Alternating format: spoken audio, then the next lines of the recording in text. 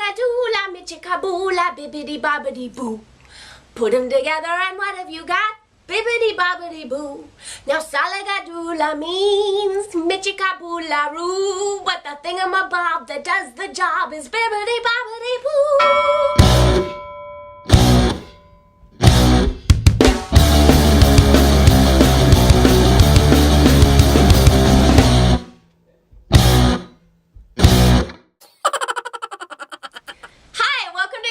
Switch, putting the K in magic. I'm Joanna DeVoe, and you're watching a video about bibbidi bobbidi boo. Okay, it's actually a video about the power of negative affirmations, so-called negative affirmations, and superstition in the New Age world. I think that there is a lot of heart and a lot of good intentions in the New Age community, which is why I consider myself a part of the New Age community, but I also think that there is a lot of buried shame, striving for perfectionism, and a constant striving to bypass, ascend, transcend, or rise above these buried shadows, the shame, or even just our basic humanity, which is something that Robert Ohotto frequently brings to light in his work, which is why I love him so much. When he came onto the scene for me, I'm sure he was around long before I found him, but I was like, yes, somebody finally saying the things that I've been thinking and too chicken to say myself. But in reference to this specific video, I will tell you to go look up a podcast he did called You Are Not Your Words, because it's long, and he's going to elaborate on what I'm saying here today in that podcast. He's probably going to say it better too, because he's super flawsome. I love Ohotto.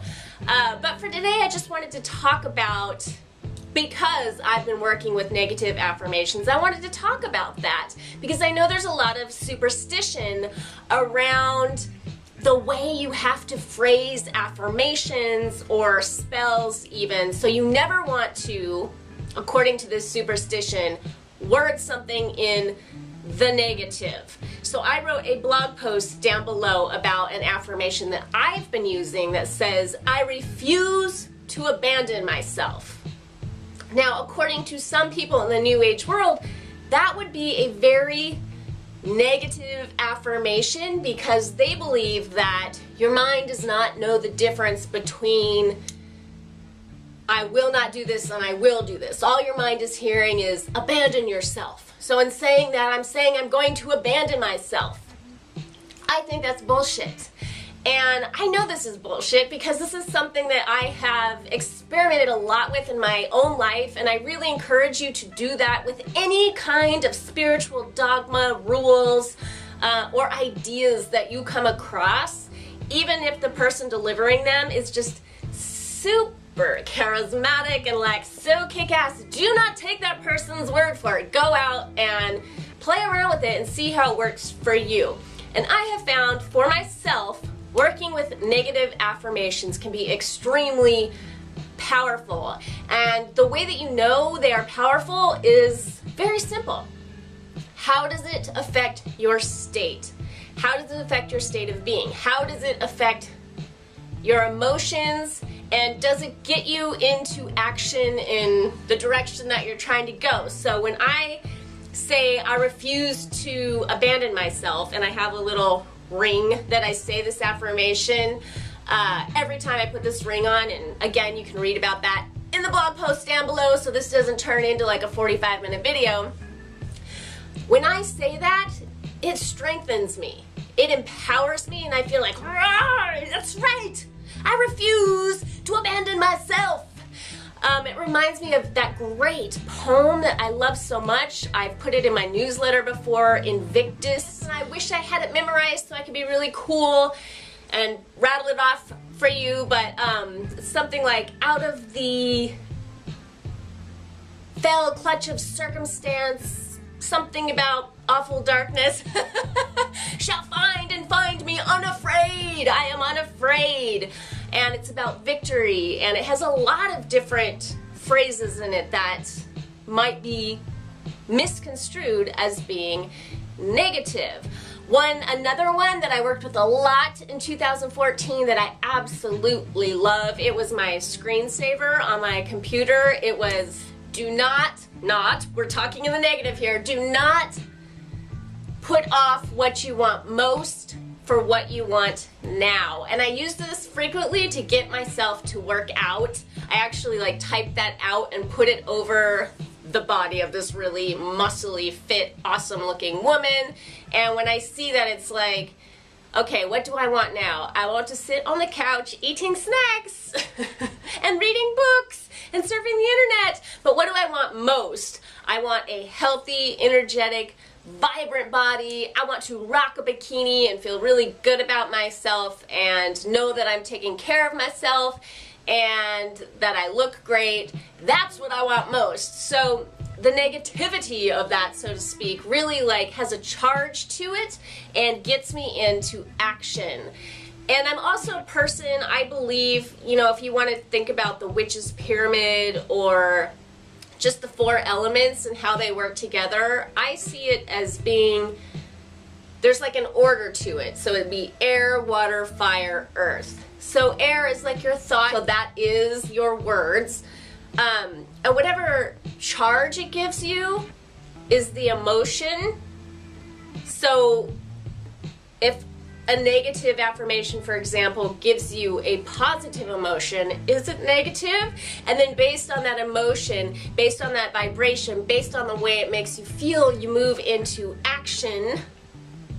And then that fuels manifestation. So the whole manifestation process, it's a process. And it does start with a thought. It does start with words. But different words and different phrases mean different things to different people. Again, I urge you to listen to that Ohado podcast because he's going to explain this in greater detail. But he uses some really great examples about like foreign languages. You know, I was singing Bibbidi Bobbidi Boo in the beginning, and if you have no idea what Bibbidi Bobbidi Boo means, it has absolutely no effect on you whatsoever.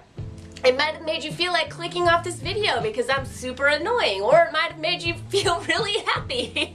I don't know, but it really depends on your association with the word or a phrase and the way it makes you feel. Words do not have power. I know a lot of witches, they talk about words of power. The power isn't in the word. The power is in you.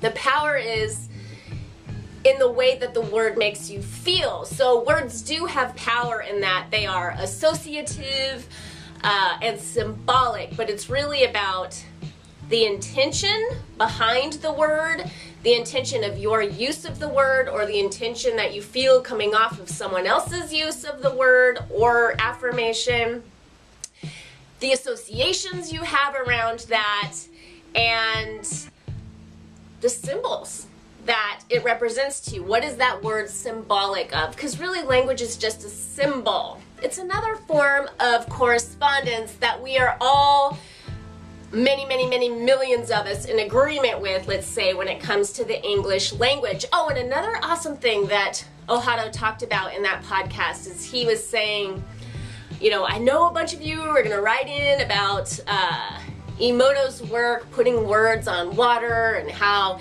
it changed the crystalline structure of the water. Teal Scott, or Swan now, she talked about that in an interview I did with her, and he said that that's bullshit and it's not the words that are affecting the crystalline structure of the water, it's the intention behind the words. And I also thought that that was very powerful. So just a little bit of food for thought today. Don't let any kind of philosophical or religious or non-religious dogma trigger you into kind of like this like perfectionistic thing where you have to like control all your thoughts and all your words lest you manifest some horrible thing into your life. Don't fall into that trap of superstition.